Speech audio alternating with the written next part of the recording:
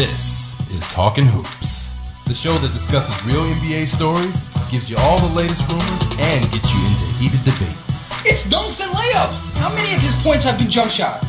0. Not 2, not 3, not 4, not 5. 0. It's not happening. Not in this NBA. Maybe in the fantasy NBA that they're playing in, but not in this NBA. We're going to challenge each other in practice. We talking about practice, not a game. Once the game starts, I mean, it's going to be easy. You better get off whatever you're smoking. Strap in, get your popcorn, put your headphones on. This is Talkin Hoopz. It's really good to checking out Talkin Hoopz. Talkin Hoopz. Talkin Hoopz, the official talk show of NBRPA Miami. Talkin Hoopz starts right now. Talkin Hoopz, TalkinHoops.com. AJ, Kyle, as always with you for the show. NBRPA Miami chapter, NBRPAMiami.com. Mark Strickland out tonight with the mayor, having dinner with the mayor. That's big, man. He gets to chill with the mayor. I don't get to chill with the mayor. Russell Westbrook, Carmelo Anthony, Amari Stoudemire, the Knicks, Steve Mills, Caron Butler, LeBron James, Utah Jazz. We're going all around the league tonight. We got a great show. But Kyle, why don't you tell everybody how your weekend was and how the couch hunting is going? Wait a minute. First of all, you're telling me that Mark Strickland was giving him a DNP for tonight? Did not play. He's getting a DNP for tonight's show? That's right. Dude, he's a busy dude, man. He's going out with the mayor. Yo, I got dinner with the governor, but I pushed it back. Well, I said, hey, Andrew Cuomo, I can't have dinner with you tonight. I got to talk about some basketball. I got to talk some hoops. I got to shut AJ down when he tries to prove a point. That's what I got to do tonight. My couch hunting is as follows. For those of you who don't know, and I have an apartment all to myself. I am furniture shopping. So I got a Nintendo coffee table. I have mounted my television to the wall. And I am currently looking for a black or gray microfiber sectional couch with a chase, either on the right or left side. Yeah, that's right. I know all the terminology now. And I think I found it. This little mom and pop shop. All these places are on the internet. You can't find nothing. I go to a mom and pop shop. Boom. 2 seconds. I'm like, damn, I want that. So that's what it is. That's how my couch situation is going. It's all about the comfort, too. You got to make sure you I found one. That's it. I just got to make sure that my sister approves it because nothing goes. I mean, she doesn't live here, but, you know, she knows way more than I do. So when she approves it, boom. She also cooks you dinner, right? She does not cook me dinner anymore. Domino's now cooks me dinner. They are solely responsible for my dinner making. Every night? Sometimes I get cheesy bread. Sometimes I get lava cakes. Sometimes I kick it old school and get some pizza. You know, while we're on the Domino's topic, real quick, they really improved. I'll be totally honest here. They've come a long way. All right, they're totally different taste they got going on now. I really like it. I like Domino's. Here's the only problem with Domino's is that I live in Brooklyn, right? I'm from Brooklyn. You can't serve a pizza called Brooklyn-style pizza for people who live in Brooklyn. It just doesn't make sense, okay? You can sell it to the people in Ohio, in Jersey, in Cali, in Florida. People in Brooklyn are not on the phone like, yo, let me get that Brooklyn pizza. No, we just go to the pizza shop down the street, right? If we want Brooklyn-style pizza, we go to the pizzeria. We don't go to Domino's for Brooklyn-style pizza. It don't make no sense. All right, well, you know, I'll tell you someone who'll be eating a lot of pizza in the coming weeks, and that's Russell Westbrook. Russell Westbrook has got not too much to do right now. He doesn't have a lot going on in his life, especially after the news we got this morning. You want to fill everybody in on that? Wait a minute. So people who don't have anything to do are the people who eat pizza? Like yourself, correct. Okay. Russell Westbrook. All right, so the Thunder are in a lot of trouble, right? I mean, they lose Kevin Martin in free agency, and they don't replace him with anybody, and now Russell Westbrook had to have surgery on his knee today because of swelling. That's going to put him out 4 to 6 weeks for the regular season. I mean, he's going to miss 4 to 6 weeks of the regular season. Yeah.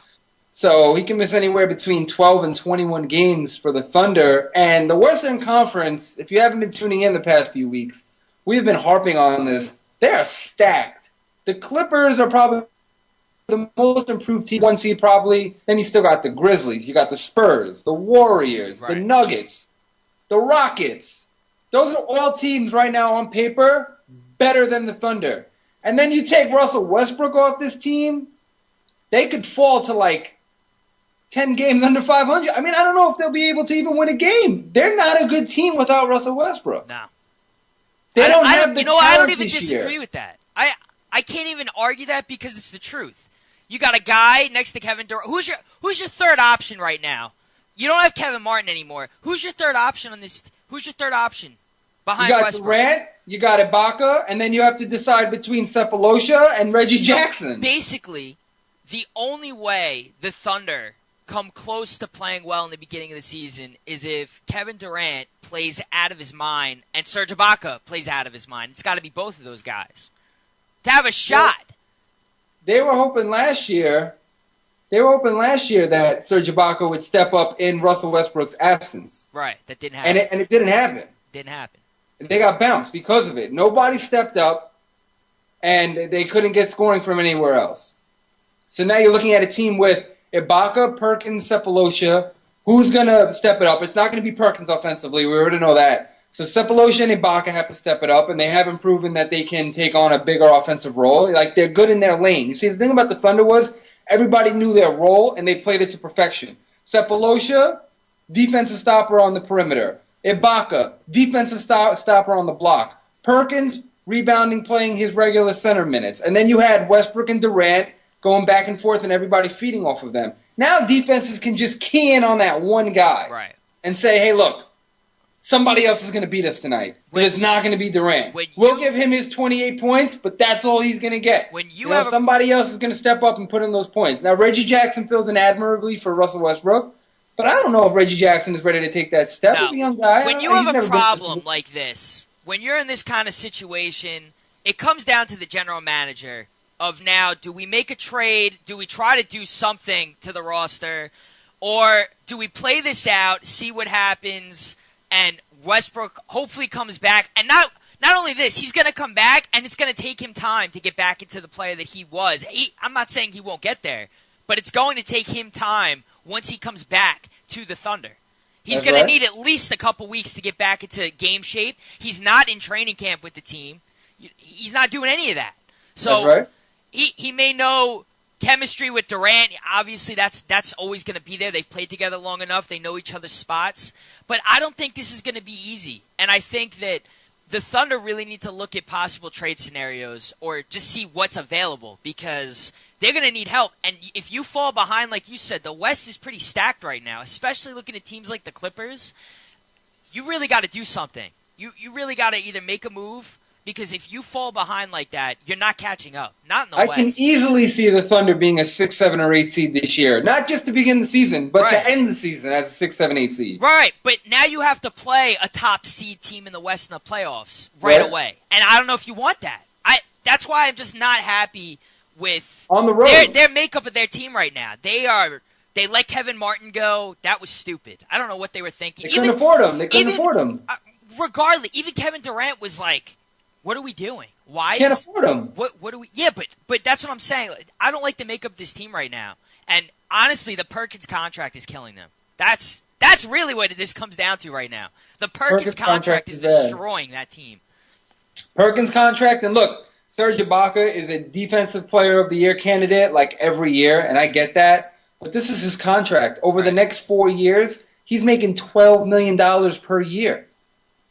He's making $48 million over 4 years. All right, I can't give a guy whose staple is just defense $12 million a year. You got to get more balance. I know you can't, but somebody else could. Clearly, $12 million a year for just defense. And look, it worked when you had a trio of scorers in Durant, Westbrook, and Martin, or even before that, Durant, Westbrook, and Harden. When you had 3 guys who all they do is score and nobody can stop them, then you need that defensive presence. Right. Now you run into the problem of, okay, wait a minute, I only have 2 scorers, and now one of them is out. Right. What am I doing with Serge Ibaka? Right. And who's going to take that contract? It's $12 million a year. That's a lot of money to pay a guy who just really plays defense. I mean, last season he averaged 13 and 7 with 3 blocks per game, which is good numbers.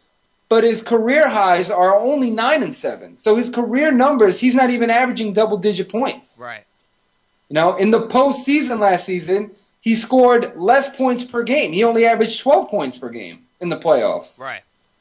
I think we get that all he does is play defense, and it's his presence more than anything. And like you said, at the time when they acquired Perkins, when they brought him to OKC, they had more of a team where he just fit in really nicely. They needed a guy like that. Right. But now, long term, you knew you weren't going to be able to re-sign James Harden. You knew it was either Harden or Ibaka, one of those guys. And I get why they chose Ibaka, but now you're really stuck because now you had Kevin Martin. You don't have anybody to come in now and take that role. You have to hope that guys like Reggie Jackson can step up and play big minutes and make big plays for you. This team is sunk. It really has. And I think making the Kendrick Perkins trade, it was a win-now decision, and going forward long-term, it was a stupid decision. Look, they had like a 3-year window. They didn't win a championship in that 3-year window. Yeah, and that window I think is closed, and people are going to say you're crazy, but when you look at their talent and now the Westbrook injury compared to all the other talent in the West. Right. You have the Rockets, who were the 8th seed last year, and now they get Dwight Howard. Right. So now they're going to leapfrog up in the standings. You know, you had the Nuggets, who were one of the best teams in the league, right? Last year. You had the Warriors, who were, I think they finished the 6th seed. Right. Now they get Andre Iguodala. You know, the Clippers were like the 3 or the 4 seeds, something like that, and they get everybody in free agency. Right. They get JJ Redick, they get Jared Dudley, they had who else did they add? Byron Mullins. They added a bunch of Antoine Jameson. Right. They had a bunch of players. So everybody gets better, and the Thunder just get worse because now they're missing Russell Westbrook in 4 to 6 weeks. I don't like it. This team is on the way down, guys. Sorry, OKC. You got a great fan base. You're going to need it because you guys are in for some dark times ahead. And Westbrook, get back soon. That's all they can hope for is get back soon. Yeah, I mean, be ahead of schedule. Get back soon. Even when he gets back, it's still going to be a problem. But yeah, this team is on the downward spiral. Well, speaking of downward spirals, I don't know exactly if you want to call this a downward spiral yet, but it's definitely kind of making you think that it could be headed that way. The Knicks bring back Steve Mills into their front office. General Mills? No. No. Actually, I wish. General Mills may have been a better move at this point for them. But Steve Mills, if people don't know who this man is, he is the man in charge of hiring Isaiah Thomas. Right. He brought Isaiah Thomas to the Knicks. If you're a Knicks fan, this just is a nightmare you're about to live all over again. A good chance. A good chance. Steve Mills came out and said that he said. He's not going to rehire Isaiah Thomas. I don't care. That doesn't. He's going to hire a staff. He's going to probably add some people to the organization, but Isaiah Thomas is not one of them. Now, in 2008 or the end of 2007, around that time, the sexual harassment lawsuit came out, where the woman who worked for the Knicks organization said that she was sexually harassed, and Isaiah Thomas, the Knicks organization lost that lawsuit, and Isaiah Thomas was fired, and Steve Mills was demoted. And their relationship was rumored to deteriorate from that situation. So I don't know how good of a relationship they have now. Steve Mills says that he and Isaiah Thomas do have a good relationship. I don't see Isaiah Thomas coming back under any circumstance. All right, I don't care what the relationship is. This guy has no business being back in the Knicks organization. Okay? Glenn Grunwald was doing a great job taking over for Donnie Walsh. The Knicks had done the best they've done in years. In years, okay? Granted, they got Carmelo Anthony. They got all these other guys. And they finally have a solid team on the floor. But they're out of the nightmare, okay? Whether Donnie Walsh is still with the team or not, both these guys together brought the Knicks to the promised land right now. We are very close to being considered contenders. Contenders, okay? We have the Knicks finishing, third in the East, right? Third. So I think third place makes you somewhat of a contender. You also have Carmelo Anthony on your team. Any day you have a guy like Carmelo, you give yourself a chance to win a basketball game. Now you're going to bring back a guy that's responsible for maybe the biggest mistake in all of the NBA in the last 10, 12, 15 years, whatever you want to say. And it's totally cool with the owner to do this. He's all on board with bringing this guy back after all the heat he took for everything that happened with this organization. I think it's mind-blowing that this actually happened. To actually risk a situation, to go backwards when you're finally the fans are into this. All right, the fans are happy. The fans are in a good place right now. I think it's a mistake. I think it just shows how stupid the owner of the Knicks is. Yes, I said it. He's stupid, and it's unbelievable where we are right now. Here's organization. the whole thing for me. That this thing was kind of like a backroom deal. It came out of nowhere. Like there was no in a world where news travels a second after it breaks because of Twitter and Facebook and Instagram, text messaging. This came out of nowhere. This was like, what? It was so random. It was like some backroom deal that was cut. That's one. And two, why Steve Mills is my question. There is so many good GMs, and we're not talking about a small market. The Knicks are in the biggest market probably in all of the NBA. Yeah. New York is the market. Why are the Knicks not bringing in the top of the chain in the GM pool? Right. Why are the Knicks not bringing in the best that the league has to offer? Right. Why are they going back and getting a guy who did nothing but disappoint? Right. Like, in all of the people that you could have chosen, you went with the worst option. And I don't understand, like, what the deal is. The Knicks are at the top of the totem pole, and they're fishing in a pond instead of, like, an ocean. It's ridiculous. It's ridiculous. Why are you going for the goldfish when the whales will certainly come to the team? Like, if you're not happy with Glenn Grunwald, that's fine. But don't go fishing for somebody who sucks. Right. That's nonsense. I just wasn't happy with when I heard the news how this all happened, what had happened, and it just goes to show you how the owner of this team has been dealing with things. Because it comes down to him, okay? All these years, it's on the owner of the Knicks. He gets blamed for everything at this point, and as well as he should. These are stupid decisions. And yeah. I know I'm heated. I think a lot of Knicks fans are heated. But I would love to ask him why. Him personally. Why do you think this is a good thing? Why? I want to know what he's going to say. Why is this such a good thing? To just go and just bring this guy in. I would like to be there for that conversation. I just want to know. I would like to be present for that conversation. I think every Knicks fan would. Like, is this guy, like, smoking when he's making these decisions? Is he on crack? I don't get it. I don't understand. It really doesn't make sense, not only to revisit somebody who didn't succeed, but when, like I said, when you're in such a big market like New York, and not only that, but New York has a great team. There are so many people that would love to be in Steve Mills' position right now. Right. Like, was there an interview process? Were there other candidates that were being considered? Because if Kyle, they planned it on comes down to Glenn, a friendship, okay? Dolan likes these people. Just here's the issue, okay? Like you said, he's come out and said that Isaiah Thomas won't be coming back anytime soon. Whatever the statement was, that Isaiah won't be back. The reason I don't believe it is because how many times in this league do we see a coach get a contract extension and halfway through the season it's not working out and they kill the whole deal? They kill it. He's fired. He's gone. They pay him his 24 over six years, whatever it is, whatever he's old, and then they bring in another guy and they take over. It's not uncommon. It happens all the time. Guys get signed for 5 years. They're out in 2. They're out in 1 because it didn't work out.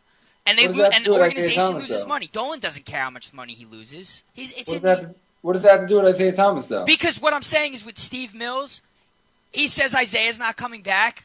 The Knicks start off slow, something happens, something doesn't go the way it's supposed to go. Who's to say he doesn't just call Isaiah and say, you know what, let's give this a shot. The team's not winning. It's not working out. Woodson's not doing what he did last season. He just got an extension. If the Knicks, let's just say... Well, not an extension, they picked up his option. Hypothetically speaking, the Knicks start the season, I don't know, 1-13, 1-14. You're not going to start to put pressure on Woodson. It's not going to be pressure on Mike Woodson. Of course. Exactly. So that's what I'm saying. Anything's possible to get Isaiah Thomas back. Anything's possible to get anybody back. It is possible. I just don't think it's likely. And I hope not. It's just, if they were planning on replacing Glenn Grunwald, then I want to know if there was an interview process. I want to know if other candidates were brought in and Steve Mills was just legitimately the best out of all the candidates. Or... like I said, this seemed like a backroom deal. Like, hey, I need a job, man. Can you get me a job? Yeah, you want to come back as a GM? Like, Right. let's just get you in here. Like, I want to know how exactly the process. We're never going to get that, but how that process went down. And you know what? He's got a hard task ahead of him because he's got Carmelo Anthony, who can opt out after this season. Right. He's got Amari Stoudemire, who Mike Woodson already said he doesn't know when Amari Stoudemire is going to be back. Right. Stoudemire had surgery again over Right. the summer. That's 3 surgeries in 12 months. Right. And it was only a cleanup. But anything done to his knees, even, when the doctor takes that little hammer to test your reflex, like, I don't even want that going next to Amari Stoudemire's knee because I don't know what the hell his knees are made of right now. Right.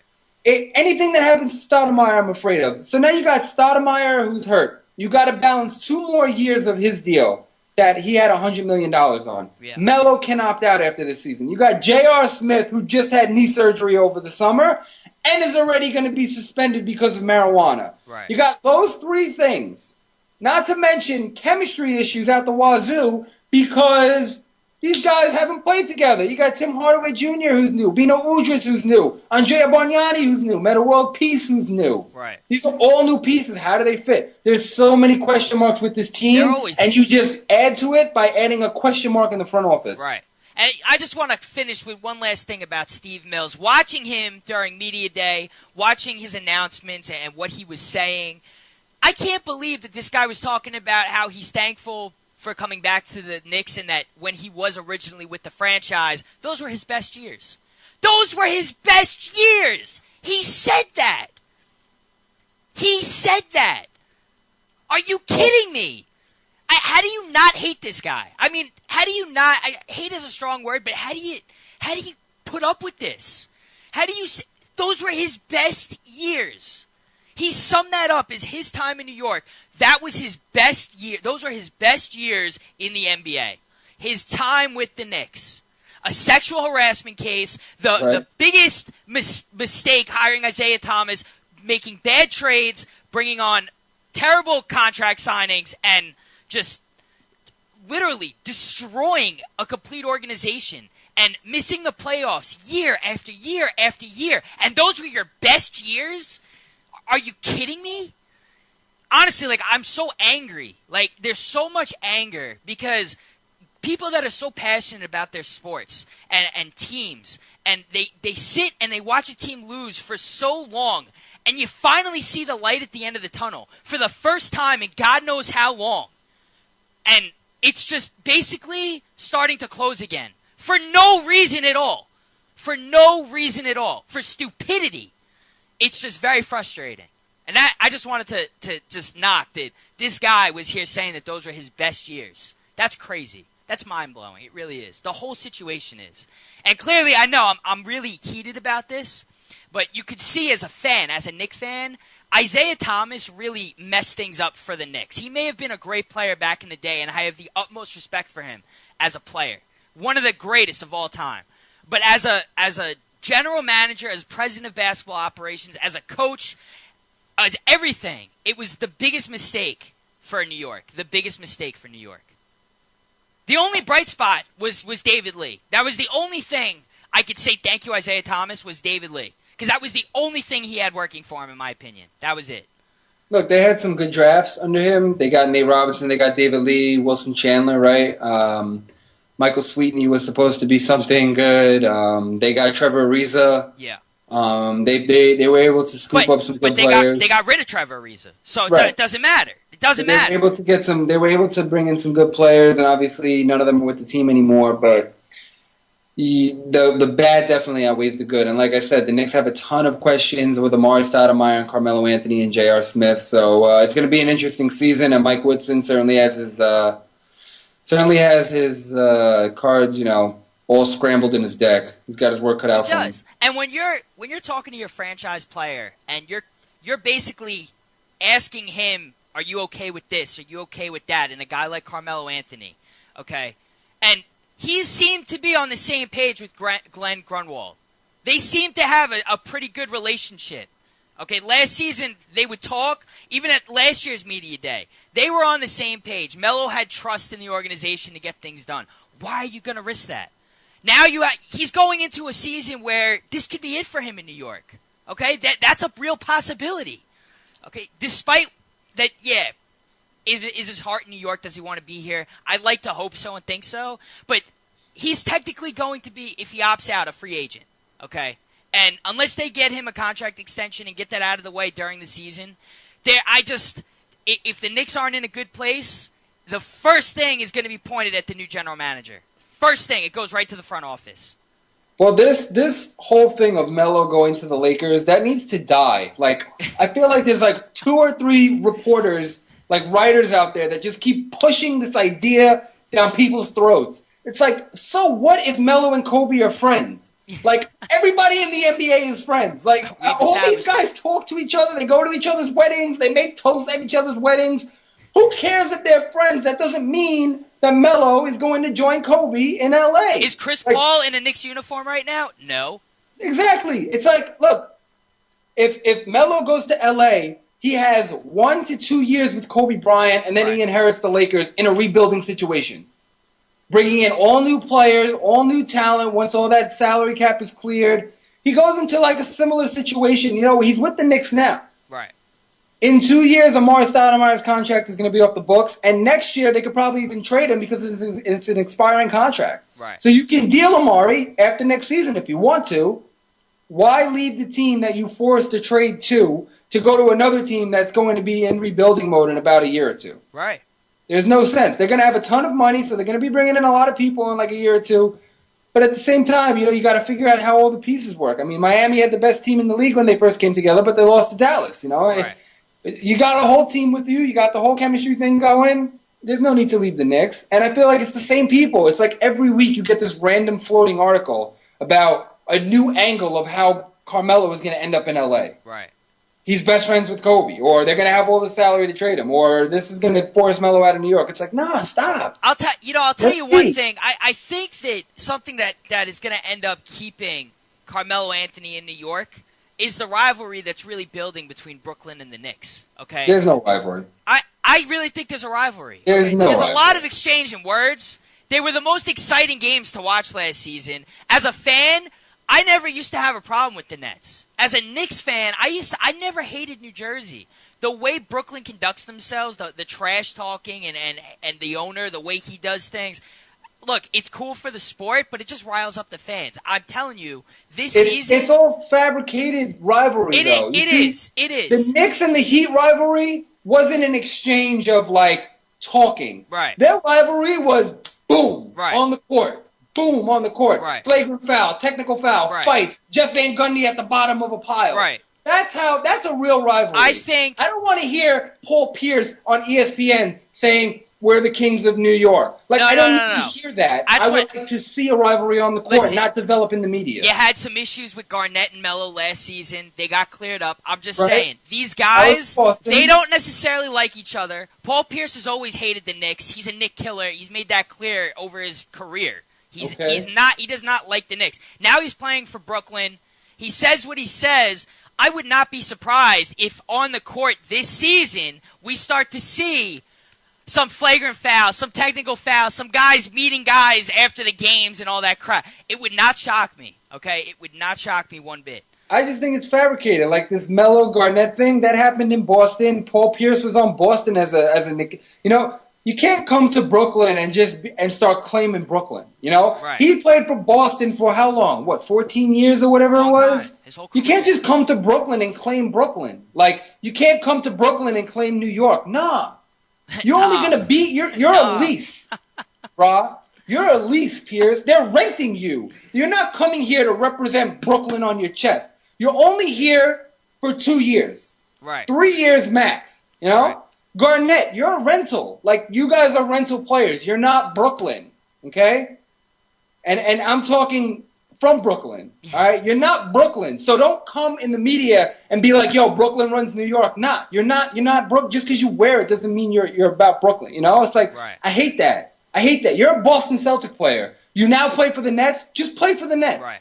Don't go claiming stuff. While we're on the Nets, what do you think the starting lineup's going to look like for them? Is Pierce coming off the bench? No.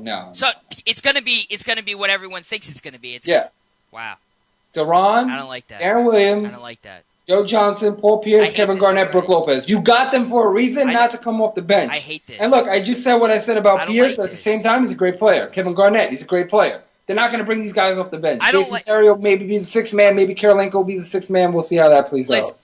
Getting away from the Knicks and just speaking strictly on the NBA, the state of these teams that assemble all these names on the roster together, and it just doesn't always work out the way it's supposed to, okay?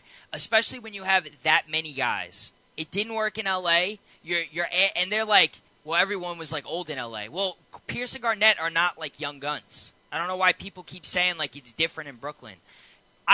Joe Johnson and Darren Williams had problems coexisting to begin with. Everyone's like, yo, Joe Johnson was the man last season. Yeah, when Darren Williams was not playing, Joe Johnson was the man because the ball was in his hands, okay? Brook Lopez, it's my favorite piece on Brooklyn. That's the best thing they got going for them.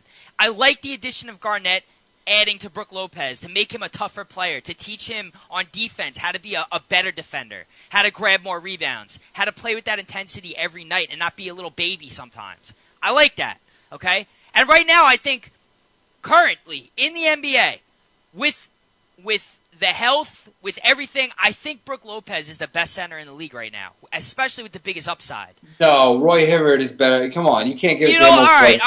I feel like they're neck and neck though. I don't think that Roy Hibbert is significantly better. You're talking than about Brook a guy Lopez. who can't play defense and can't rebound to save his life against Roy Hibbert, who does all of the above exceptionally well. I mean, the guy can score, defend, rebound. He's got it all, man. But I'll give you that. But what I'm saying is, I don't think Roy Hibbert is significantly better than Brook Lopez to the point where, oh my God, he's so much better than Brook Lopez that it's. If you had to pick one or the other, who are you picking?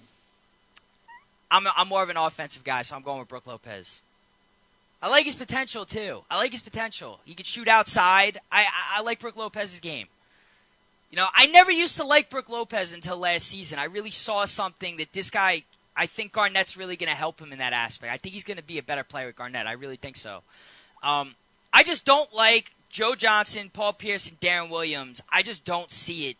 I just don't see it working. I don't mean to knock, Nets fans and guys that hope this thing works out. I don't like when guys that do the same thing are on the floor at the same time. I just don't like it. I think Joe Johnson needs the ball in his hands to be effective. I don't think Pierce needs the ball in his hands to be effective. I think Pierce can just be good coming off of screens, pick and popping. He doesn't need – Joe Johnson needs to be ball dominant in order to get his points and score, I think. Right. Kevin Garnett But you're forgetting. But Darren Williams needs the ball to put up his 20 points a game. Well, that's why you brought in all these guys, so you don't need Darren Williams to score 20.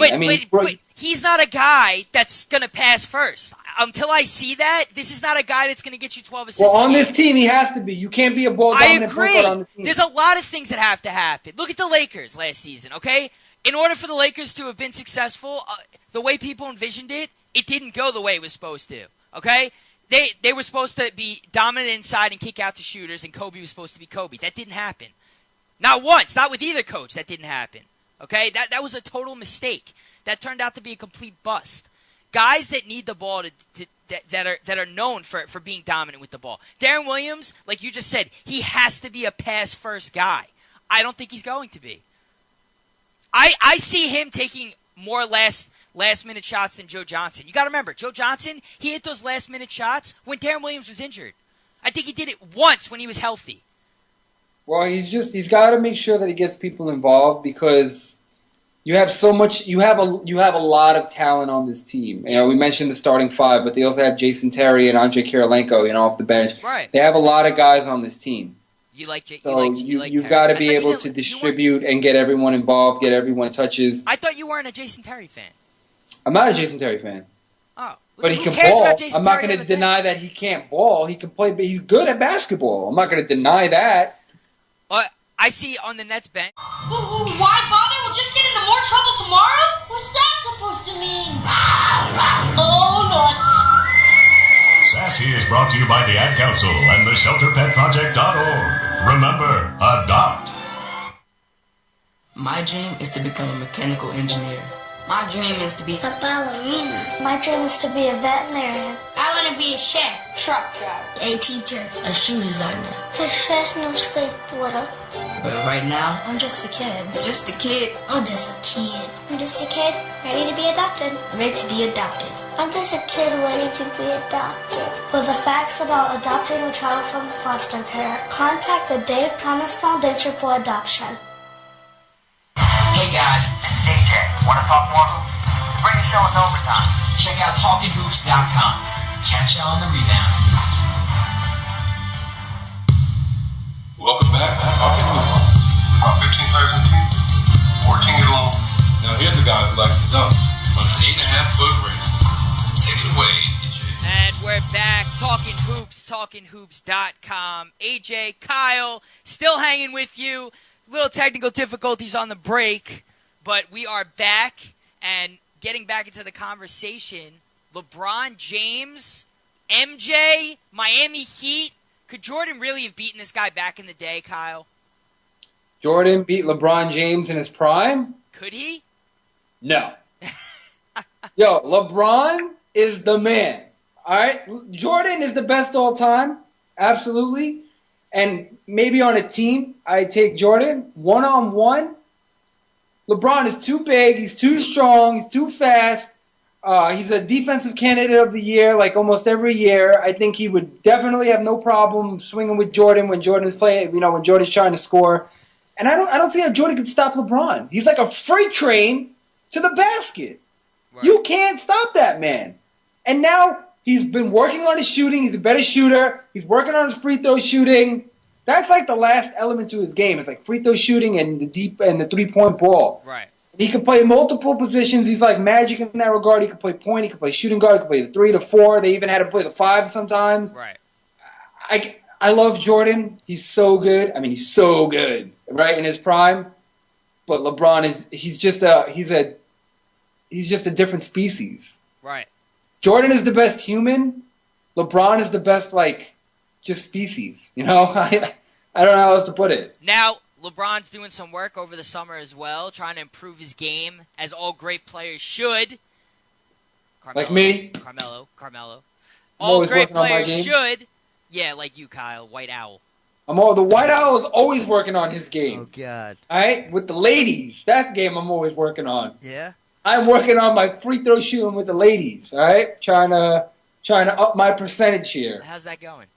Doing pretty well, all right? I'm shooting like an 87% clip from the field right now. I'm doing pretty well. I'm doing pretty well. Getting back to I don't want to brag or anything, but I'm doing pretty good. There's a couple of ladies here now that are just watching me do my show. They're not even saying anything. They're just sitting there watching me, literally Kyle, watching me speak. Kyle, your Smurfs don't count. I'm just saying. Okay. Ladies love me. You're smurfing yourself right now. Ladies love me. That's what I'm saying. Look, LeBron working on his free throw shooting. That's big.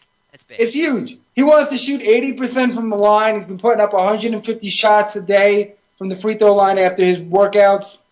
This guy is the best player in the world, and there's a reason. It's because he's constantly evolving. He's constantly finding ways to improve his game. They knocked him. They said he didn't have a post game. He had no post moves. What did he do?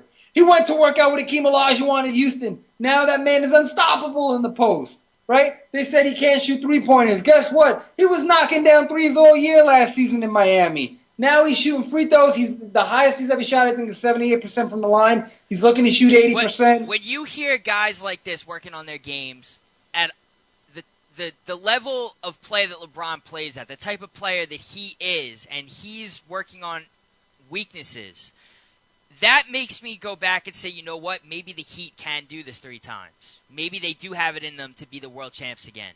I know we have them finishing first in the East, and I know I've come out and said, look, the Pacers, though, when Strick did find out that there were other pieces on the Pacers they didn't realize were there. I mean, they did make some good offseason moves.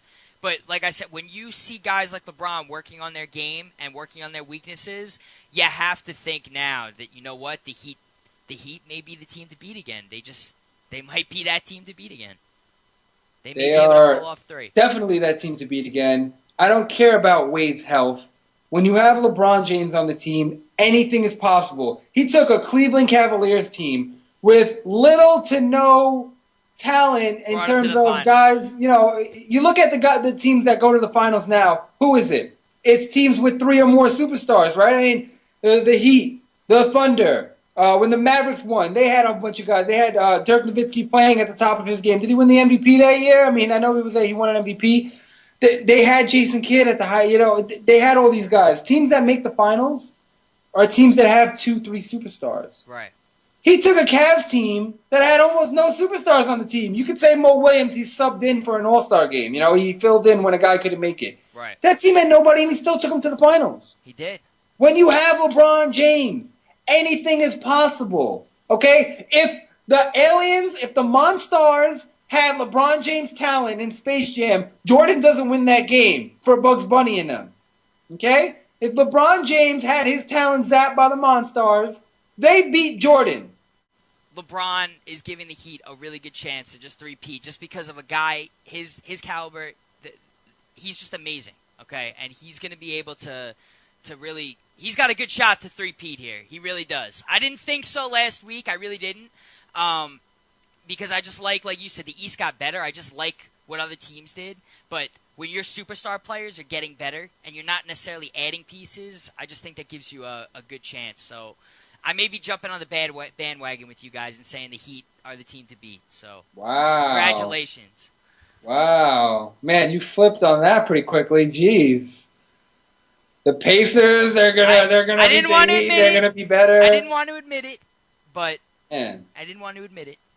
Listen, it's hard to go against the best guy in the game. When Kobe Bryant was on the Lakers, when Kobe Bryant was in the prime, on the Lakers, nobody wanted to pick against the Lakers. Right. You can't do it. Yeah, it's hard. It's hard to pick against the best player in the league, playing for a good team. He's not. It's not like LeBron James is on the Bobcats right now. He's on a good team, and he is the best player in the league. And until they're beaten, right? You know, then you got to stay with them. That's just what it is. Well, I'm slowly jumping on that bandwagon. I don't know if I'm completely there yet, but I'm a lot closer than I was. Look, I'm not on any Heat bandwagon. I just recognize real, and the real situation is that they're the team. They won. It's real when LeBron's here practicing free throws, and Dwayne Wade is working on adjusting to contact so he doesn't get injured. I mean, look, Durant said, "Wade, you should not be in the top 10 players." Well, he's got a chip on his shoulder now, anyway. I mean, yes. Durant calls out Wade and says he shouldn't be on the top 10 players. I don't think Durant should call out anybody right now because his team isn't headed to the finals anytime soon. So I don't think he should be calling out anybody. Look, anybody could call out anybody. I mean, if Durant thinks that Wade shouldn't be on the list, and that's what it's up to Wade to say, hey, am I really slipping? Am I really not as good as I used to be? Or, nah, I'm going to prove him wrong. I'm going to win my 4th ring.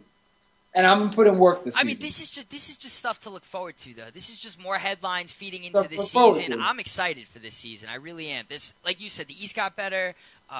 Teams in the West got a little bit better, healthier. It's gonna be very competitive this year. It is, and just seeing Derrick Rose come back, seeing the words that we just talked about with Kevin Durant and Dwayne Wade. How's D Wade gonna respond to that? You know, the Nets, the Knicks. There's a lot of good stuff coming. Will the Heat win a 3rd championship? Heat, Pacers, Knicks, Nets, all got better. The Bulls get Derrick Rose back. They get better, obviously. Detroit Pistons, they get better. I'm curious to see what the Cavs are going to do this season. The Cavs got better. The Wizards got better. The Pistons got better. John Wall, to have a full season now. He's going to start the season healthy. Honestly, he's one of my favorite players. He's probably my top 3 players in the league, John Wall. So I'm really excited to watch the Wizards this year, and the league is good right now. This is what every NBA fan wants. The Warriors, I'm excited to see. I want to see I want to see the Warriors and the Pistons. Those and are the Rockets. Honestly, I want to see Houston. Yeah, Houston too. I mean, they overachieved last year. Now they get Dwight Howard. I want to see how Howard and Asik work out because they're going to play them at the 5 and the 4. It looks like even despite the Bobcats being terrible, they brought in the best player they've ever had in their franchise since coming back into the league. Al Jefferson. And I want to see Caron Butler play in Milwaukee. They think he might be a second scoring option there. I want to see how Phoenix and Eric Bledsoe in a starting role He's going to get starters minutes. How does he play? Even Atlanta. All right, you paired Millsap last season with Jefferson.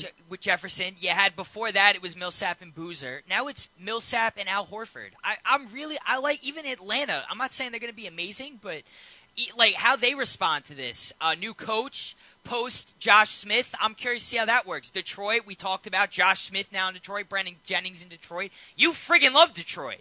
I do. So you do. You love Detroit. I think they're going to be very good. I think that they're going to be like a 6 seed. The only thing in Milwaukee I'm really curious about is O.J. Mayo going to play out of his mind? Is Brandon Knight going to step up and become the player that everyone hopes he becomes this season? But they're not. They're one of my teams that, unfortunately, nothing too great happened to them.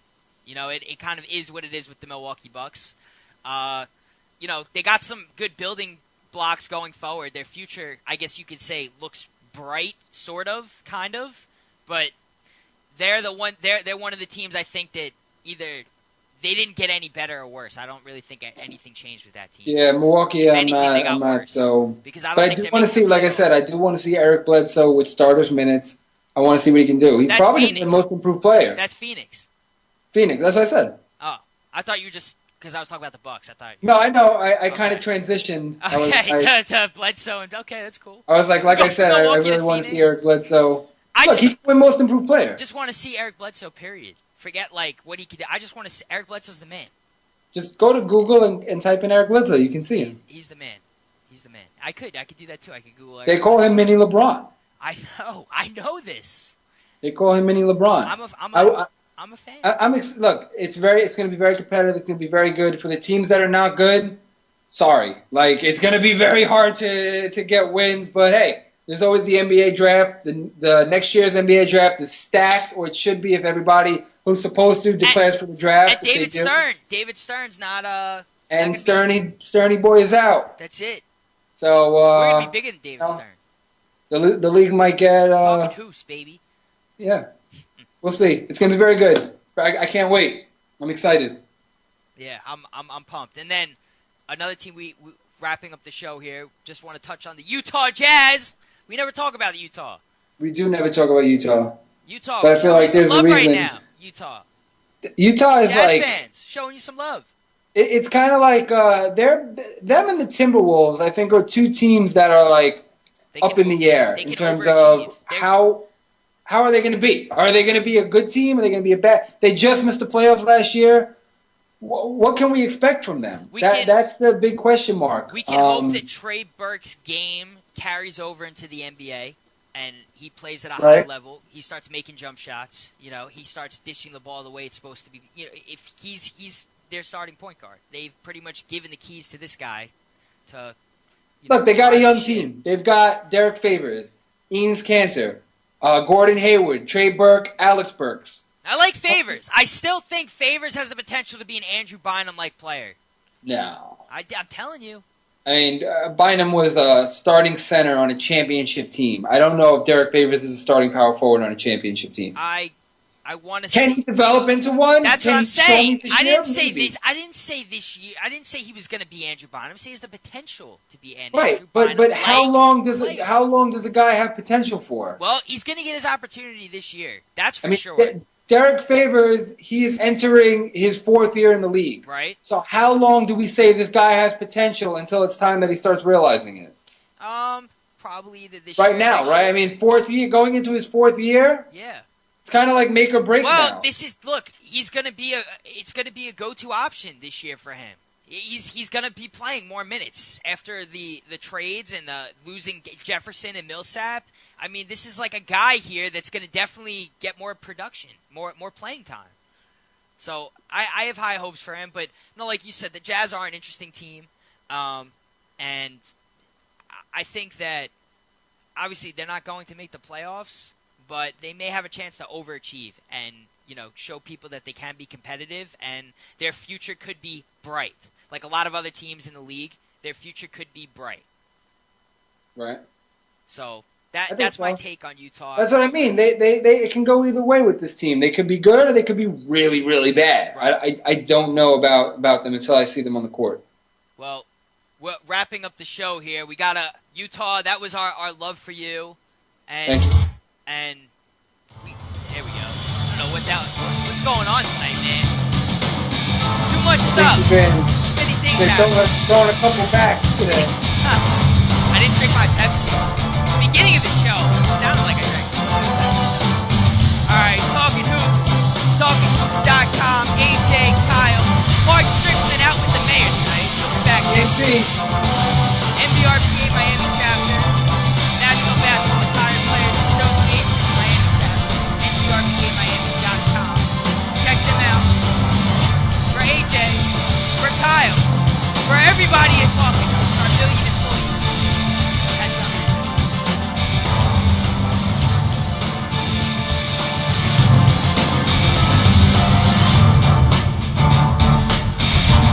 Until Talkin Hoopz comes back into play, stay connected by getting at us on iTunes. Keep up to date with all the latest basketball news and rumors and check out all our shows by logging on to TalkinHoops.com. Catch you on the rebound.